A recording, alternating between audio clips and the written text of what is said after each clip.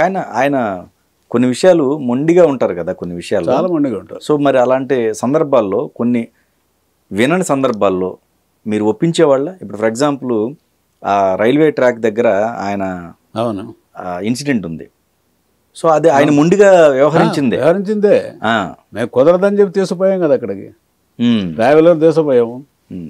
లేకపోతే అక్కడ head quarter hospital పేరు జిల్లా హెడ్ క్వార్టర్ హాస్పిటల్, ఏమీ లేదు అక్కడ, సౌకర్యం లేదు, ఎక్స్రే లేదు, మరి పైన లోపల దెబ్బ తగిలిందా, స్కల్ ఏమన్నా అయిందా ఏమైంది మనకు తెలియదు కదా. చిత్తూరుది కదండి తప్పనిసరిగా చిత్తూరులో. ఇప్పుడు అట్లాగే మీకు టర్బన్ పెట్టుకోవడం, దాన్ని నేను తీవ్రంగా వ్యతిరేకించా. ఓకే. అప్పుడు ఏమైందంటే ఈ ఎన్టీఆర్ మార్గులో ఈ శిల్పకళలన్నీ తయారు చేస్తున్నాడు వాడు, ట్యాంక్ మండ పెట్టిన విగ్రహాలన్నీ తయారు చేస్తున్నాడు చెన్నై వాళ్ళు, ఒక 100 మంది దాకా కళాకారులు వచ్చి. మాకు రోజు సెక్రటరీకి పోయేటప్పుడు లేకపోతే ఇంటి నుంచి ఇంటికి వచ్చేటప్పుడు ఏదో ఒక టైంలో అక్కడికి పోయి ఒక 5 నిమిషాలన్నా చూసేవాళ్ళం. ఆయన కళాకారుడు కాబట్టి ఆయన ఒకరోజు పోయేటప్పటికి కందుకూరి వీరేశలింగం పంతులు గారి టర్బన్ చుడుతున్నాడు కళాకారుడు. ఇట్లా చూశాడు ఒక 2 నిమిషాలు.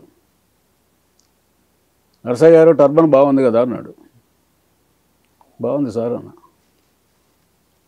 నేను కూడా బాగానే కడతాను టర్బను అన్నాడు. మా నాన్న బాగా చుడతాడు టర్బన్. సరే మీ నాన్న మా నాన్న కాదు సార్, రైతులందరూ టర్బన్ చుడతారు. పూర్వకాలంలోనేమో పాండిత్యానికి ఒక గుర్తుగా సరేపల్లి రాధాకృష్ణ అనండి, త్రిపురనేని రామస్వామి చౌదరి అనండి, లేకపోతే కందుకూరి వీరేశలింగం అని ఇలాంటి వాళ్ళందరూ టర్బన్ గౌరవంగా ఉండేది, పాండిత్యానికి ఒక గుర్తుగా ఉండేది అని అన్నాను. అయిపోయింది, వచ్చేసాం ఇంటికి. ఆయన పైకి పంపించా, నేను కింద సెక్యూరిటీ రూమ్లో కూర్చున్నా. ఆయన ఎప్పుడు చెన్నైకి ఆర్డర్ ఇచ్చాడో ఏంటో తెలియదు.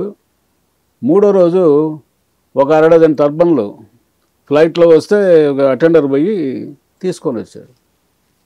నా ముందు పోతున్నాడు. ఏందిరా మూటేందిరా అన్నా నేను. సార్ ఈ టర్బన్లు అయ్యగారు ఆర్డర్ ఇచ్చాడు, పోతున్నాను. ఏంది ఆయన టర్బన్ ఆ రోజు ఏమైనా బాగా చుడతానన్నాడు, అదే టర్బన్ ఎలా ఉందని అడిగాడు, ఏంటి వ్యవహారం అని అన్నాను. సరే మనం ఏం చెప్తాం, అప్పుడేం చెప్పలేం కదా. ఇది అయిన తర్వాత ఒక 5-6 రోజులకు బీసీలకు రిజర్వేషన్స్ ఇచ్చాడు ఆయన, రాజకీయ పదవులు. ఫస్ట్ గొప్ప వ్యవహారం అది. పరిపాలనా రంగంలో కానీ లేకపోతే సామాజిక రంగంలో కానీ వెనుకబడిన వర్గాలకి అవకాశం కల్పించిన ఘనత ఎన్టీఆర్ది. అది అంతకుముందు కేవలం ఓట్ బ్యాంక్ చూశారు తప్ప లేదు. అయిన తర్వాత కొంతమంది సలహా చెప్పారంటే, మీరు అంత గొప్ప పని చేశారు కదా, ఈ బీసీస్ కాన్సన్ట్రేటెడ్గా ఉన్న ఏరియాలకు ఒక మీటింగులు పెట్టుకుంటే బాగుంటుంది ఊరిగా అన్నారు. పరిగి ఒకటి, మహబూబ్ నగర్ ఒకటి, తర్వాత చీరాల ఒకటి, కాకినాడ ఒకటి, నైట్ హాల్ట్ కాకినాడ.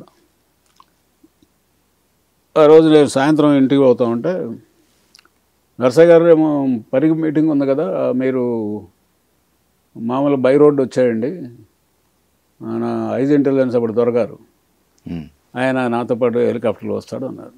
ఎప్పుడు అటు చెప్పండి నాకు, వేరే వాళ్ళు అడిగితే నో మీరు వేరే రండి అనేవాడు అనమాట. ఆ రోజు ఆ మాట అన్నాడు. ఏందిరా బా, సరే పర్లేదు నాకేంది సార్, నాకేం ఇబ్బంది ఏం లేదు, బై రోడ్డు 100 కిలోమీటర్లు వస్తాను, బట్ ఆడ నుంచి మా ఊరినైనా రాగలుగుతానేమో, కానీ ఇంకా ఆడ నుంచి రాలేను కదా, మీరు హెలికాప్టర్ పోతుంటే నేను ఎట్లా కవర్ అవుతాను, పర్లేదు ఆ ఎస్పీలకు మీరు చెప్పేసేయండి అని చెప్పి పరిగి వరకు చూసుకోండి అని చెప్పాడు. ఆ రోజున శంషాబాద్ వెనక వైపు ఆయనకు కొంత ల్యాండ్ ఉంది, నాగిరెడ్డిపల్లి అని ఒక ఊరు ల్యాండ్ ఉంది. ఆ ల్యాండ్కు పోయి వస్తానే వాళ్ళ నాన్న వెంగళరావు గారు సీఎంగా ఉన్నప్పుడు రోడ్ యాక్సిడెంట్ అయ్యి జీబులో వస్తే యాక్సిడెంట్ అయ్యి చనిపోయాడు. ఓకే. ఆ ల్యాండ్ని ఆ రోజు కొంతమంది పేదవాళ్ళకి సుమారుగా 200 ఎకరాలు ఎంతో ఉందనుకుంటా. అప్పుడు అది డిస్ట్రిబ్యూట్ చేయడం ఫస్ట్ ప్రోగ్రామ్. సెకండ్ ప్రోగ్రామ్ 9:30కో 10కో పరిగి 9:30కి వెళ్తే చూస్తున్నా ఇంకా రాలేదు 12 అవుతూ ఉంది, లేట్ అయిపోతుంది. మరి ఇంకా తర్వాత 6 గంటల తర్వాత హెలికాప్టర్ పోదు కదా, మరి చీరాలతో అయిపోతే కాకినాడ ఎప్పుడు పోతాడు ఏమిటి అని అనుకుంటున్నాను నేను.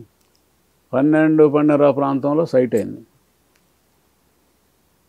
టర్బను మంచి ఈ కాషాయం డ్రెస్సు, చేతిలో ఒక పొన్నుకర్ర, ఒక వల్లెవాటు. నాకు ఒక నిజం చెప్తున్నా, నేను చాలా బాధపడ్డా. నేను ఎందుకైనా వేసాడు జనం ఏమనుకుంటారు, చీఫ్ మినిస్టర్ ఏంటి ఇట్లా వేషాలు వేస్తున్నాడు అనుకుంటారు కదా. ఒకే ఆయన కళాకారుడు, సినిమాల్లో ఎన్ని రకాల వేషాలు వేస్తాడు. ఆ చాప్టర్ అయిపోయి నువ్వు రాజకీయాల్లోకి వచ్చి ముఖ్యమంత్రి అయినావు కదా అనుకున్నాను నేను. దిగాడు. ఏం సార్ ఇట్లా చేశారు, నాకు ఆ తర్వాత తెలిసిందంటే నేనుంటే అసలు ఒప్పుకోనని. అది వేయటానికి ఒప్పుకోను. నేను ఒప్పుకోకపోయినా కూడా ఆయన వేసుకోవాలనుకుంటే నేను ఏం చేయగలుగుతాను ఆఫీసర్ని. కానీ తర్వాత వాళ్ళు నేను ఊరికి అడిగా, నేను రైతులు కూర్చుని జనాన్ని, ఏమయ్యా సీఎం గారి టర్బన్ ఎట్లా ఉందంటే, బాగుంది సార్ అన్నారు. రోజు వేసుకుంటే బాగుంటుందా అన్న. రోజు వేసుకుంటే ఏం బాగుంటుంది సార్, ఆయనకు ఇక్కడ బోర్డర్ కాబట్టి, కర్ణాటక బోర్డర్ కాబట్టి రైతులు తలగొడలు చుట్టుకొని వస్తారు కాబట్టి ఆయన వచ్చాడని అనుకుంటున్నాం మేము, అంతేగాని రోజు వేసుకుంటే ఏం బాగుంటుంది సార్ అన్నారు. సరే అయిపోయింది, వచ్చేసాం. అక్కడి నుంచి ఒక నెల 15 రోజులు పేపర్లలో కార్టూన్లు విపరీతం. మరీ ఈనాడైతే ఎంత బ్యాడ్గా కార్టూన్లు వేసిండ్రో, అందరూ విమర్శించడమే, కాంగ్రెస్ వాళ్ళు విమర్శించడమే. ఏదో ప్రోగ్రామ్కి సికింద్రాబాద్ రైల్వే స్టేషన్ పోతే ఆయన టర్బన్ ఇటు పీకడానికి కూడా ప్రయత్నం చేశారు. పెట్టి 2 కొట్టాం కూడా మేము. అంటే ఎగతాళి చేయడానికి అనమాట, అపోజిషన్లో ఉన్నవాడు. ఇట్లా జరిగిన తర్వాత ఆయనకి పిల్లలు కూడా చెప్పారు, ఎందుకు ఇట్లా చేస్తున్నావు నువ్వు, ఇట్లా అయింది, ప్రతి వాళ్ళు విమర్శిస్తున్నారు అని అంటే. ఆయనకు పడింది ఇంకా లోపల, తీసేయాలా, ఎట్లా తీసేయాలో. ముందేంది అది పెట్టిన తర్వాత నేను వివేకానందులాగా ఉంటాను, నేను నాన్ విషయాన్ని మానేస్తాను, కోపం తగ్గించుకుంటాను, ఏదేది మాట్లాడారు.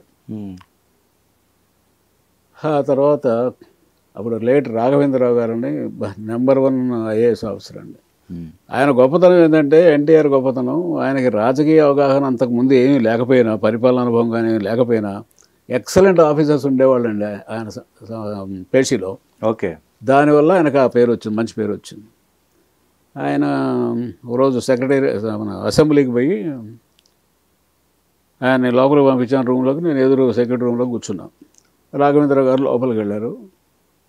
బయటికి పోతూ నర్సయ్య గారు ఒకసారి సీఎం గారు పిలుస్తున్నారు, లోపలికి వెళ్ళండి. సో లోపల, ఏం బ్రదర్ చెప్పండి, ఇది టర్బన్ వ్యవహారం. ఏం సార్ చెప్పేది, నేను ఆ రోజే చెప్పాను కదా సార్, ఎందుకు లాఫింగ్ స్టాక్ కావటమే సార్, ఇది అంతకంటే ఏమన్నా.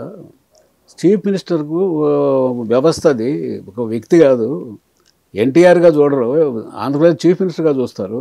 మీరు ఎందుకు అట్లా చేస్తున్నారు నాకైతే అర్థం కాలేదు. సరే మరి ఎట్లా తీద్దామన్నాడు.